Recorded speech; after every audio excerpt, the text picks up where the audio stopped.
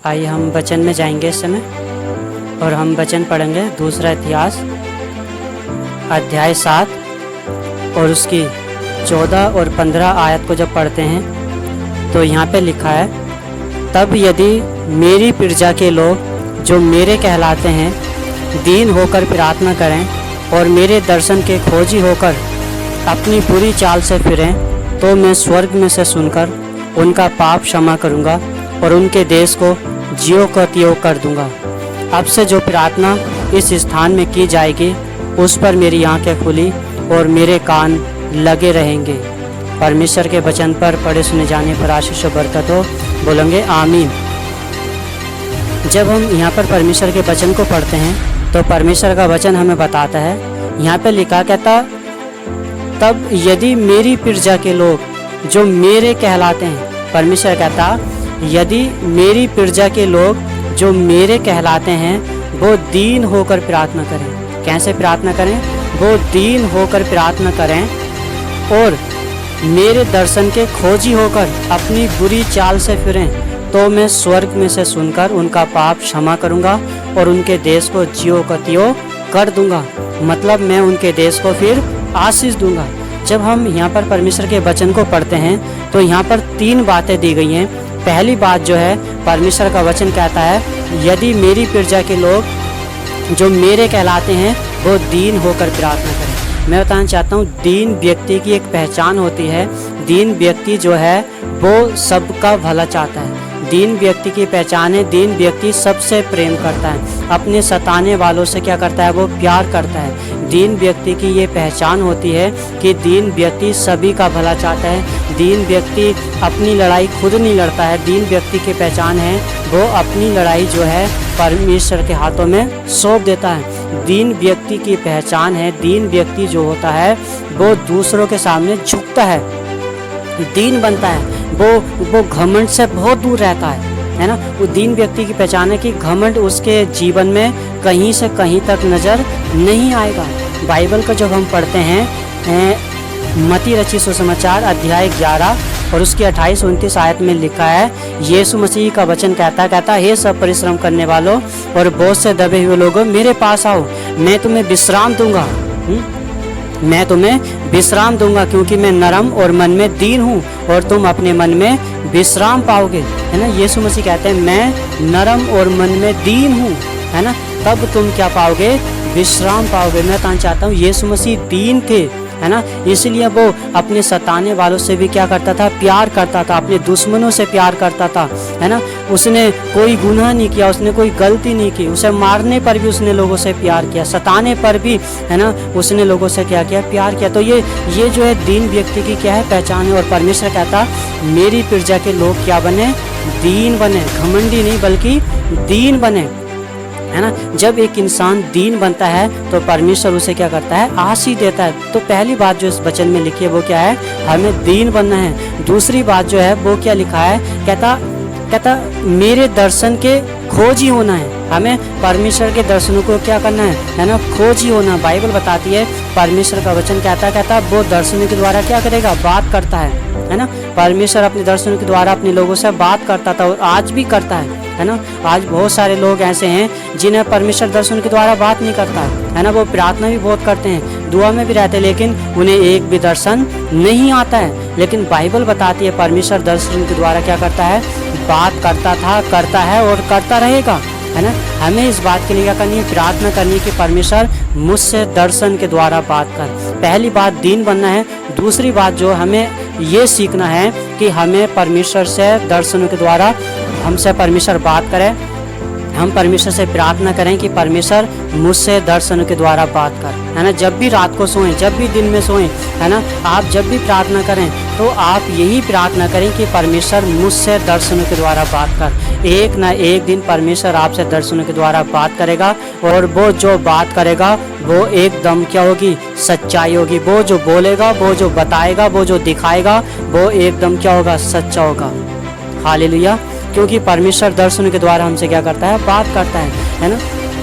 जब हम आगे पढ़ते हैं तो यहाँ पे लिखा है, कहते अपने पापों से क्या करना है? पश्चाताप करना, अपनी बुरी चाल से क्या करना है? फिरना है ना। हमें हर समय हमें हर समय क्या करना है, अपने पापों से पश्चाताप भी करते रहना चाहिए, है ना। हमसे बहुत सारी गलतियां होती हैं, बहुत सारी, है ना, बार बार हमसे गलतियां हो जाती हैं, बहुत सारे ऐसे पाप हो जाते हैं, है ना। बाइबल बताते, दाऊद कहता है मेरे गुप्त पापों से मुझे क्या कर, तू माफ़ और क्षमा कर।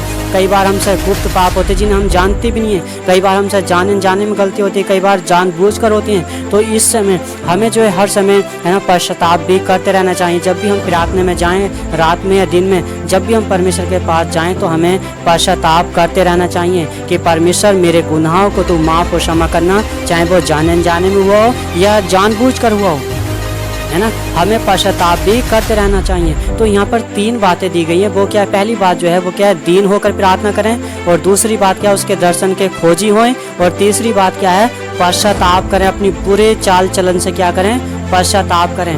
बाइबल बताती है जब हम ये 3 काम करते हैं तो परमेश्वर हमसे वायदा करता है कि मैं तेरे देश को जियो का त्यों कर दूंगा। हालेलुया।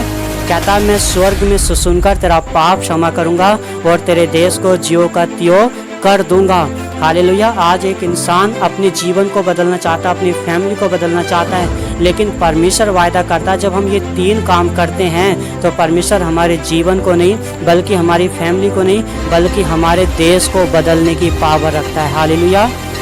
मैं कहना चाहता हूँ हमारा जीवन तो, है ना, उसके सामने एक छोटी सी बात है, हमारी फैमिली तो एक छोटी सी बात है, लेकिन, है ना, ये बड़ी बात है कि वो देश को बदलने की भी पावर रखता है। लेकिन कब, जब हम 3 बातें परमेश्वर की मानते हैं। वो क्या है, पहली बात दीन होना, दूसरी बात उसके दर्शन के खोजी होना, और तीसरी बात जो है अपने बुरे चाल चलन से हमें क्या करना है ना, पश्चाताप करना है, परमेश्वर की ओर क्या करना है, फिरना है, परमेश्वर की ओर बढ़ना है ना, परमेश्वर के पास आना। और जब हम परमेश्वर के पास आएंगे, इन 3 बातों के लिए हम प्रार्थना करेंगे, तो बाइबल बताती है मैं तेरे देश को जियो का त्यों कर दूंगा। जैसा हम जानते हैं कि कल 15 अगस्त है ना, परमेश्वर ने, है ना, हमसे वायदा किया है कि मैं तेरे देश को क्या कर दूंगा, जियो को त्यों कर दूंगा, है ना। एक इंसान अपनी लाइफ को बदलने के लिए प्रार्थना करता है, अपनी फैमिली को, लेकिन परमेश्वर का जो दर्शन है वो क्या है, बड़ा है। वो देश को बदलने की क्या रखता है, पावर रखता है, वो देश बदलना चाहता है। और मैं विश्वास करता हूँ आज के दिन परमेश्वर हमारे देश को बदलेगा। हालेलुया। बाइबल में लिखा जब हम 3 बातें करेंगे तो परमेश्वर कहता अब से जो प्रार्थना इस स्थान में की जाएगी, मेरी आंखें खुली और मेरे कान लगे रहेंगे। हालेलुया। जब हमारे अंदर ये 3 बातें होती हैं, जब हम 3 बातों को परमेश्वर की मानते हैं, तब परमेश्वर अपनी आंखें हमारी ओर लगा कर रखता है, अपने कान हमारी ओर लगा के रखता है। बाइबल बताती है मैं तेरी कभी की प्रार्थना अनसुनी ना करूँगा, तुम जो प्रार्थना में होके मांगोगे वो तुम्हें मिल जाएगा, है ना। उसी तरह जब हम बाइबल को पढ़ते हैं, योएल नबी की किताब जब पढ़ते हैं 2 अध्याय और उसकी 21 आयत में लिखा है, यहाँ पे भी परमेश्वर का वचन कहता है हे देश तू मत डर। क्या लिखा है, हे देश तू मत डर, तू मगन हो और आनंद कर, क्योंकि यहोवा ने बड़े बड़े काम किए हैं। हालेलुया। मेरा परमेश्वर बड़े बड़े काम करने वाला परमेश्वर है, और आज के दिन मेरा परमेश्वर हमारे जीवनों में, हमारे परिवारों में, हमारे देश में बड़े बड़े काम करेगा। हालेलुया। क्योंकि ये उसका वायदा है और इसे कोई नहीं टाल सकता। परमेश्वर बड़े बड़े काम करने के लिए जा रहा है, परमेश्वर हमें बड़ी बड़ी आशीषों को देने के लिए जा रहा है, परमेश्वर हमारे बड़े बड़े रास्तों को खोलने के लिए जा रहा है। परमेश्वर हमें, है ना, हमारे जीवन में, हमारे परिवार में, हमारे देश में अद्भुत अचंभे कामों को करेगा, है ना। क्योंकि परमेश्वर का वचन हमसे आज इसी के द्वारा वो हमसे क्या करता है, बात करता है। जब हम उसी तरह परमेश्वर के, है ना, वचन को पढ़ते हैं, यूहन्ना रचित सुसमाचार अध्याय 8 और उसकी, है ना, 32 आयत को पढ़ते हैं, तो यहाँ पे लिखा है तुम सत्य को जानोगे और सत्य तुम्हें स्वतंत्र करेगा। हालेलुया। जब हम यहाँ पर परमेश्वर के वचन को पढ़ते तो परमेश्वर का वचन कहता तुम सत्य को जानोगे और सत्य तुम्हें स्वतंत्र करेगा। सत्य कौन है, यीशु मसीह। उसका नाम क्या है, यीशु मसीह। मैं कहना चाहता हूँ, बाइबल बताती है मार्ग और सत्य और जीवन मैं हूँ, है ना। मेरे बिना द्वारा कोई, है ना, पिता के पास नहीं पहुँच सकता। बाइबल बताती है परमेश्वर जो यीशु मसीह है वो क्या, एक सच्चाई है, वो एक सच्चा रास्ता है। हमें इस रास्ते पे क्या करना है, चलना, हमें इस पर क्या करना है, विश्वास करना है। हालेलुया। बाइबल बताते जब हम सत्य को जानेंगे तो सत्य हमें क्या करेगा, स्वतंत्र करेगा। हालेलुया। उसी तरह जब हम एक वचन और पढ़ते हैं, दूसरा कुरिन्थियों अध्याय 3 और उसकी 17 आयत को जब पढ़ते हैं तो यहाँ पे भी लिखा है, कहते प्रभु तो आत्मा है और जहाँ कहीं प्रभु का आत्मा है वहाँ स्वतंत्रता है। हालेलुया। मैं बताना चाहता हूँ, बाइबल बताती है प्रभु तो आत्मा है और जहाँ कहीं प्रभु का आत्मा है वहाँ स्वतंत्रता है। हालेलुया। मैं बताना चाहता हूँ परमेश्वर हमें आज़ाद करने का हमसे क्या करता है, वायदा करता है। हमें स्वतंत्र करने का क्या करता है, वायदा करता है। और परमेश्वर ने हमें आज़ाद करा है, परमेश्वर ने हमें स्वतंत्र किया है। उसने स्वतंत्र हमें कैसे किया है, उसने अपना लहू बहाकर, अपनी जान देकर, हमारे पापों के लिए अपने आप को बलिदान कर कर उसने हमें है ना स्वतंत्र किया। काय से, बीमारियों से, काय से, दुष्ट आत्माओं से, काय से, जादू टोनों से, काय से, कर्जे से, गरीबी से, श्राप कर से परमेश्वर ने हमें क्या किया, आज़ाद किया है। आज मैं आपके जीवन में आज़ादी का ऐलान करता हूँ। आज मैं परमेश्वर का दास होने के नाते आपके जीवन में, आपके परिवार में, आपकी जगह पर मैं जीत का ऐलान करता हूँ, मैं स्वतंत्र का ऐलान करता हूँ। आज के दिन आप आज़ाद हो फ्री हैं यीशु के नाम से। बीमारियों से आज़ाद हो फ्री हैं, आप दुष्ट आत्माओं से आज़ाद हो फ्री हैं। मैं यीशु मसीह का दास होने के नाते मैं आज प्रोफेसी करता हूँ, मैं इस बात को डिक्लेयर करता हूँ कि परमेश्वर आपके जीवन में बड़े बड़े काम करेगा, अद्भुत अचंभे काम करेगा। ये कोई हवा में दी गई बात नहीं है, ये सच्चाई है। परमेश्वर बड़े बड़े काम करेगा, मैं विश्वास करता हूँ और मैं उसके हाथ को देख रहा हूँ। परमेश्वर आपके जीवन में, आपके परिवार में बड़े बड़े काम कर रहा है। परमेश्वर हमारे देश में बड़े बड़े काम करने के लिए जा रहा है। वो काम जो अभी तक हमने नहीं देखे, वो अद्भुत अचंभे काम जो अभी तक हमने नहीं सुने हैं, वो बड़े बड़े काम करने के लिए जा रहा है। मैं विश्वास करता हूँ कि परमेश्वर अपने वचन के द्वारा ऐसा ही करेगा। उसने वायदा किया कि मैं तेरे देश को जियो को त्यों कर दूंगा। हालेलुया। वो आपके जीवन को, आपकी फैमिली को, आपके देश को, आपके एरिया को जियो का त्यों करने के लिए जा रहा है। आपकी गवाही दुनिया की छोर तक मिसाल बनेगी, दुनिया की छोर तक वो एक बड़े उद्धार का कारण, एक बड़ी आशीष और बरकत का कारण बनेगी।